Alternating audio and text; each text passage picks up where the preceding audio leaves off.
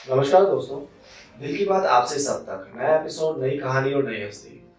जैसा कि आप जानते हैं कि हम हमारे एपिसोड में हमेशा किसी न किसी खास शख्सियत से रूबरू होते हैं जिनके विचार आपके लिए, हमारे लिए, समाज के लिए कहीं ना कहीं प्रेरणादायक साबित होते हैं। और आज जिनसे मिलने जा रहे हैं राज्य सेवा के अधिकारी हैं, राज्य समन्वयक हैं, निदेशालय महिला अधिकारिता के अंदर। और सबसे पहले मैं स्वागत करना चाहूंगा डॉक्टर जगदीश प्रसाद। सर, स्वागत है आपका हमारे शो में। और सर, बेसिकली एक राज्य सेवा के अधिकारी के ऊपर बहुत सारी जिम्मेदारियां होती हैं। समाज भी उनसे बहुत कुछ एक्सपेक्टेशन रखता है कि सरकार के माध्यम से कुछ ना कुछ नई जानकारियां, नई सेवाएं वो हमारे लिए लेकर आएंगे और कहीं ना कहीं हर घर परिवार के अंदर खुशियां आएंगी। सर, सबसे पहले एक सवाल मैं आपसे जानना चाहूँगा, बिकॉज एक महिला अधिकारिता विभाग अपने आप में बहुत ही वाइड प्रोजेक्ट भी होता है। कहीं बहुत सारी चीज़ें, बहुत सारे सवाल, बहुत सारे समाज के बहुत सारे सवाल वहाँ छुपे हुए होते हैं। तो एक अधिकारी के रूप में काम करते हुए जो इतना समय आपको हुआ, तो आपने क्या फील किया यहाँ पर कि महिलाओं की सुरक्षा किस मुद्दे पर आकर अटकती है? देखिए, महिला अधिकारिता विभाग में मेरे को 12-13 साल लगभग हो गया यहाँ काम करते। तो मैंने ये महसूस किया है कि सरकार के स्तर पर बहुत सारे प्रयास किए जा रहे हैं, चाहे वो महिलाओं का इकोनॉमिक एम्पावरमेंट हो या सोशल सेक्टर का एम्पावरमेंट हो या सबसे इम्पोर्टेंट जो प्रोटेक्शन इश्यूज हैं उनको भी डील करने की बात हो। जब हम लोग आए थे, तो जब हम लोगों ने डिपार्टमेंट ज्वाइन किया था, उस समय कुछ चुनिंदा स्कीम, कुछ चुनिंदा एक्ट थे जिनका हम लोग इम्प्लीमेंट कर रहे थे। धीरे धीरे जो है चीज़ें आगे बढ़ी। एक सरकार का सोच का जो सकारात्मक जो दायरा है वो विस्तृत हुआ। उसके साथ ही नई नई योजनाएं आई, नए कानून भी आए और उनके साथ इम्प्लीमेंटेशन भी हम लोगों ने शुरू किया। यहाँ जो सबसे बड़ा जो कंस्टेंट है, जो चुनौती हमारे लिए है, वो ये है कि हम लोग जो है सोशल सेक्टर में काम करते हैं और समाज में मानसिकता बदलाव के इशू पर हम लोग काम करते हैं, जो कि बहुत ही धीमी प्रक्रिया है। जैसा कि सोशोलॉजिस्ट कहते भी हैं कि समाज में परिवर्तन धीरे धीरे होता है। तो चूंकि समाज में परिवर्तन करना है तो हमारी एक अपनी लिमिटेशंस है। हम लोगों तक पहुंचते हैं, प्रयास करते हैं और कुछ स्कीम्स के माध्यम से, कुछ कानूनों के माध्यम से, कुछ समझाइश के माध्यम से, कुछ नवाचार के माध्यम से, कुछ इनिशिएटिव्स के माध्यम से, लेकिन उसका रिजल्ट आने में समय लगता है। सर, यहाँ एक सबसे बड़ी बात मैं जानना चाहूँगा, बिकॉज बहुत सारी स्कीम्स गवर्नमेंट लॉन्च करती है समय के अनुसार, लेकिन फिर भी समाज का एक ऐसा तबका भी होता है जहाँ पर महिलाओं तक वो गवर्नमेंट की स्कीम्स पहुँच नहीं पाती हैं। मतलब जिसका लाभ उनको प्रॉपर वे में मिलना चाहिए, वो लाभ उनको नहीं मिल पाता। तो कौन सा ऐसा तरीका है जिसके माध्यम से वो स्कीम्स समाज के उस तबके तक पहुँचे और वो भी उसका लाभ उठा सके, स्पेशली वो बच्चियाँ, वो महिलाएं जो स्कूल कॉलेज में भी जाना स्टार्ट कर रही हैं? देखिए, हमारा ट्रेडिशनल माइंड सेट है जो हम ये कहता है कि सब सरकार बहुत सारी योजनाएं बनाती है, लेकिन वो ग्रामीण क्षेत्र में या धरातल तक या सुदूरवर्ती क्षेत्र में महिलाओं या बच्चों तक नहीं पहुंचती। ऐसा नहीं है, समय बदल रहा है। अब सूचना तंत्र है, जो आईटी टेक्नोलॉजी है, उसके प्रभाव के साथ में तुरंत जो है चीज़ों की अवेयरनेस पहुंचती है। देखिए, सोशल मीडिया के अपने पहलू हैं। अगर उनका सकारात्मक यूज किया जाए तो आम जन तक पहुंचता है। आज हम देख रहे हैं कि जो मोबाइल फ़ोन से, जितनी हमारी आबादी नहीं उससे ज़्यादा मोबाइल फ़ोन से इंटरनेट कनेक्टिविटी भी हो गई है। पहले जहाँ पूरे गांव के अंदर एक आध कोई टेलीफोन हुआ करता था, आज एक घर के अंदर बहुत सारे मोबाइल हैं। तो एक तो ये है कि हम गवर्नमेंट के स्तर पर, सरकार के स्तर पर अपनी तरफ से पूरा प्रयास करते हैं, कैंपेनिंग करते हैं, योजनाओं की जो पहुंच है वो घर घर तक हो, उनका प्रचार प्रसार, उनकी समझ। तो उसके कई माध्यम हैं, जैसे कि हमारे यहाँ सूचना एवं जनसंपर्क विभाग है, वो अपने आप में इसी काम को देखता है।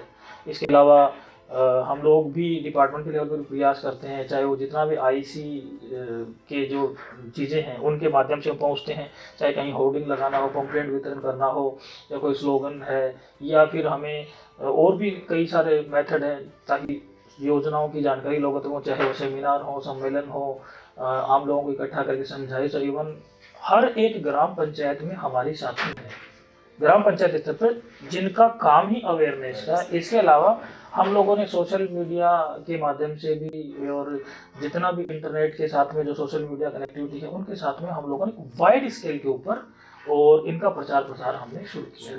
तो एक सबसे बड़ी बात, जैसे आपके घर में, मेरे घर की भी बात करूँ मैं, जब बच्ची या बेटी हमारी जो है, हम उसको बहुत प्यार देते हैं। जैसे वो शादी करके दूसरे घर में जाती है, तो जिस घर में वो शादी करके गई है, जो भी उसकी सास है, उसकी ननद है, उसकी भाभियां हैं, वो भी किसी और घर से वहाँ आई हैं, जो हमारे साथ भी साथ हमारी माँ वो भी कहीं और से आई है। तो ऐसी सिचुएशंस क्या बनती हैं कि उनके अंदर जो प्यार होना चाहिए, माँ बेटी में जो प्यार है, वो प्यार सास बहू में नहीं बना पाता। तो इस बारे में क्या कहना चाहेंगे बेसिकली आप? देखिए, जहाँ तक मुझे ध्यान है, सोशियोलॉजी के अंदर एक सोशल साइंटिस्ट हुआ करते थे, मैकआइवर। उन्होंने ये कहा था, बहुत अच्छी बात कही थी, कि कानून की सीमा घर की दहलीज तक होती है। यानी घर की दहलीज के अंदर के जो चीज़ें हैं, जो डिस्प्यूट हैं, वो हमें खुद को सेटल करने होते हैं और उसके लिए अंडरस्टैंडिंग की ज़रूरत होती है। सरकार का प्रयास एक लिमिट तक हो सकता है। तो यहाँ बात है नज़रिए की। नज़रिए का मतलब कि हम अपने अधिकारों की तो पुरजोर पैरवी करते हैं, मांग करते हैं, लेकिन उसके साथ हम अपने कर्तव्यों को भूल जाते हैं।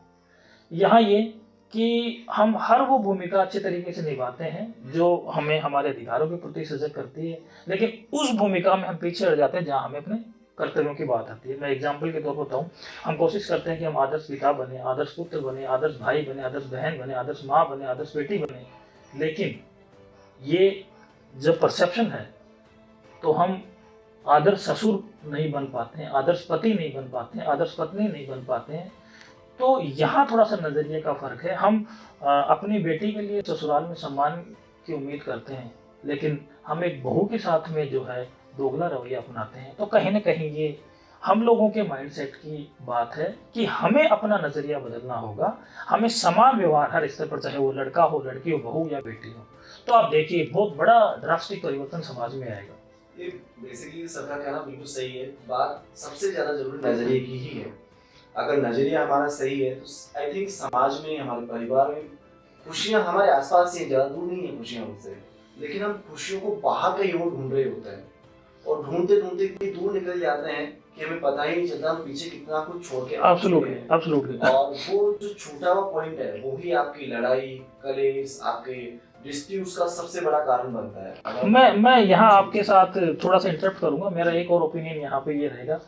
आज देखिए, सोशल मीडिया का ज़माना, बहुत सारे सोशल मीडिया के प्लेटफॉर्म हैं। आज देखिए, हर घर के अंदर डिस्प्यूट होते हैं, थोड़ी बहुत तनाव होता है, और वो स्वाभाविक है, क्योंकि सोच सबकी समान नहीं हो सकती। तो आज एक नई चीज़ आ गई कि जो आपने बताई, मैं उसी चीज़ को कनेक्ट कर रहा हूँ कि खुशियाँ अपने पास में, अपने आसपास है, लेकिन उसको छोड़कर हम बाहर कहीं कुछ ढूंढने की कोशिश करते हैं, और वो एक बहुत बड़ा कारण बनते हैं साइबर क्राइम का। आज चाहे फेसबुक है या और दूसरे सोशल मीडिया जो माध्यम है, उनके माध्यम से जो है हम अपना दुख प्रकट करने की कोशिश करते हैं कि साहब मैं तो बहुत पीड़ित हूँ, चाहे वो लड़के की तरफ से हो, लड़की की तरफ से हो। लेकिन वो कहीं ना कहीं एक स्पेस देता है, जिस तरह के जो क्राइम के जो ग्रुप बने हुए हैं, जो लोग इस तरह के मेंटालिटी के हैं, उन लोगों को एक मौका मिलता है, और वो कहीं ना कहीं उसमें, उस वैक्यूम के अंदर प्रवेश करते हैं, और बहुत सारे लोगों की जिंदगियां बर्बाद हो जाती है।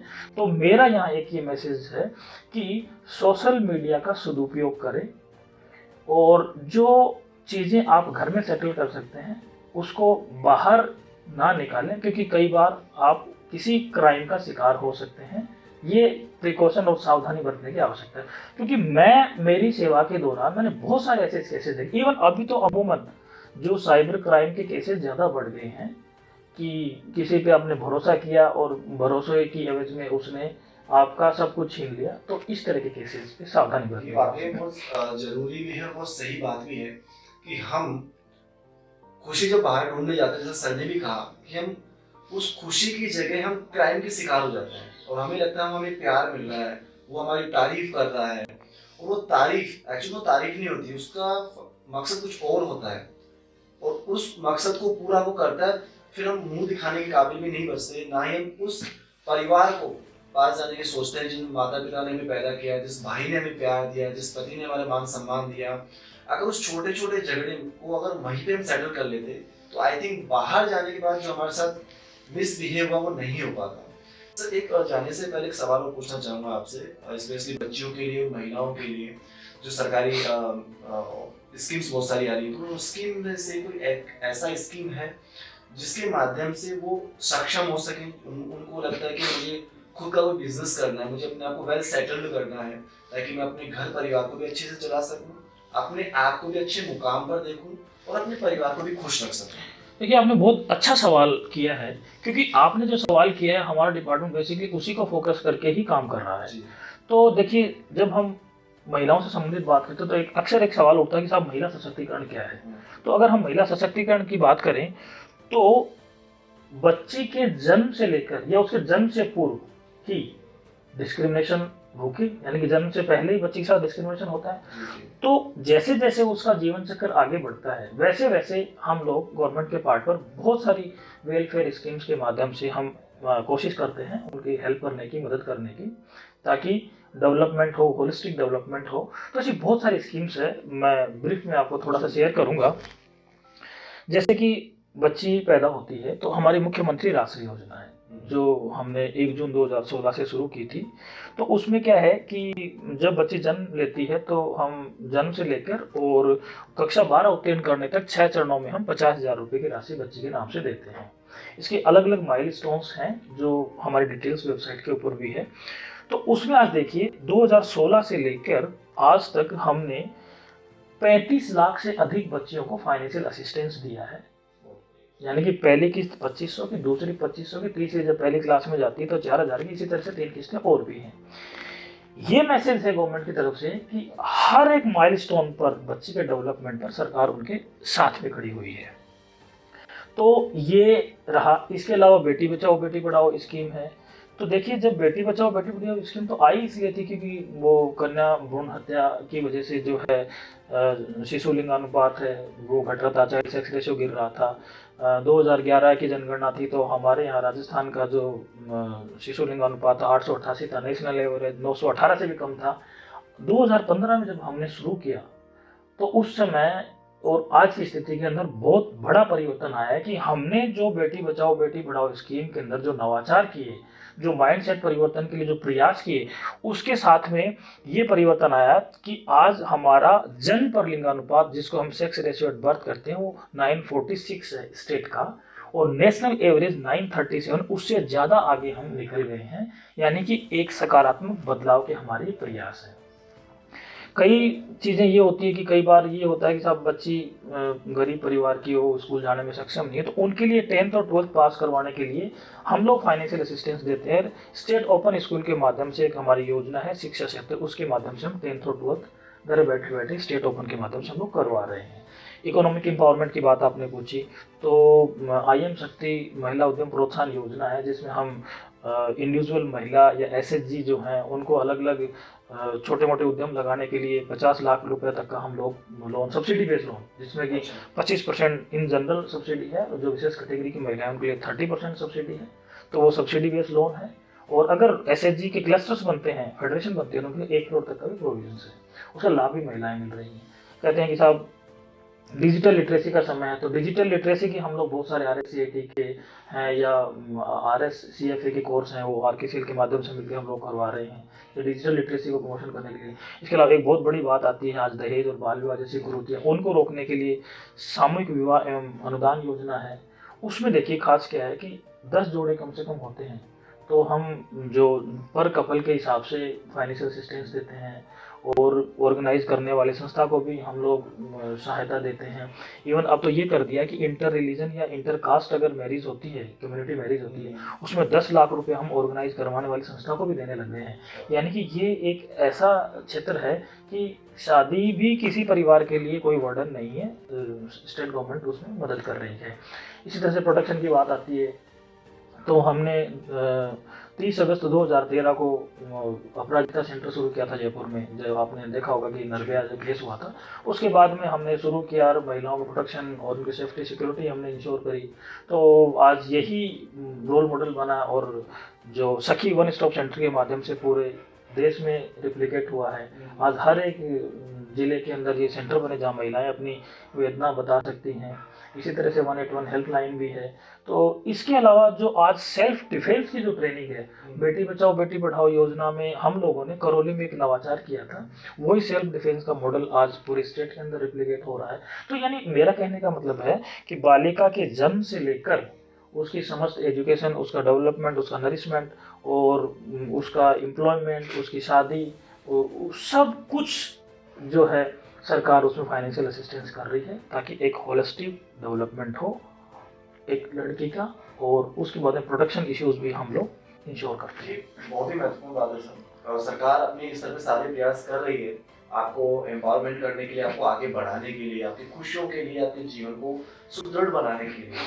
अब सबसे इम्पोर्टेंट बात यह है कि आपको अपने आप पर सबसे ज़्यादा ध्यान देने की ज़रूरत है, बिकॉज अगर आप खुद अपने आप पे फोकस करेंगे, अपनी पढ़ाई पे, अपने परिवार पर, तो जाहिर सी बात है आप अपने आप को ही नहीं, अपने पूरे समाज को, अपने देश को गौरवान्वित कर सकते हैं। बस थोड़ा सा जो मिसकम्युनिकेशन आता है लाइफ में, कहीं आप भटक जाते हैं, उससे बचें। उसके लिए सबसे ज़्यादा इंपॉर्टेंट है आपके माता पिता। उससे ज़्यादा कोई नहीं समझ सकता आपको, जिन्होंने आपको पैदा किया है, जिन्होंने आपको पालन पोषण किया है। तो सबसे अच्छे दोस्त भी आपके वही हैं, वो आपके गाइड भी हैं, आपके मेंटोर भी हैं। अगर आप अपनी प्रॉब्लम्स उधर शेयर करेंगे ना, तो डेफिनेटली आप लाइफ में कभी नहीं भटकेंगे। सर, जाने से पहले छोटा सा प्यारा सा संदेश हमारी माता बहनों के नाम पर, ताकि वो आगे बढ़े और अपने आप को हाँ जरूर। एक्चुअली हम सब इस समाज का हिस्सा हैं और स्त्री पुरुष में कोई भी भेदभाव नहीं हो। तो मेरा एक मैसेज ये है कि हम अपने अधिकारों के साथ में अपने अपने कर्तव्यों का भी पालन करें, और ख़ास करके चूँकि हम लोग महिलाओं के वेलफेयर के लिए काम करते हैं, तो पूरी गवर्नमेंट जो है उनके साथ में है। लेकिन एक मेरा अनुरोध ये भी है कि हम अपने कानूनों, अपने अधिकारों का दुरुपयोग ना करें, क्योंकि उससे वो महिलाएं वंचित हो जाती हैं जिनको वास्तव में इनकी सबसे ज़्यादा ज़रूरत है। इसलिए हम चीज़ों का सही तरीके से जो भी प्रोविजंस है उनका सदुपयोग करें। सर, आपने इम्पोर्टेंस बात हम सभी दर्शकों के लिए बताई, और आपने इतना कीमती समय में दिया, इसके लिए बहुत बहुत धन्यवाद। और आप हमारे शो में आए, धन्यवाद। और फिर मिलेंगे नए एपिसोड में, नई कहानी के साथ, नई हस्ती के साथ। दिल की बात आपसे, सब तक।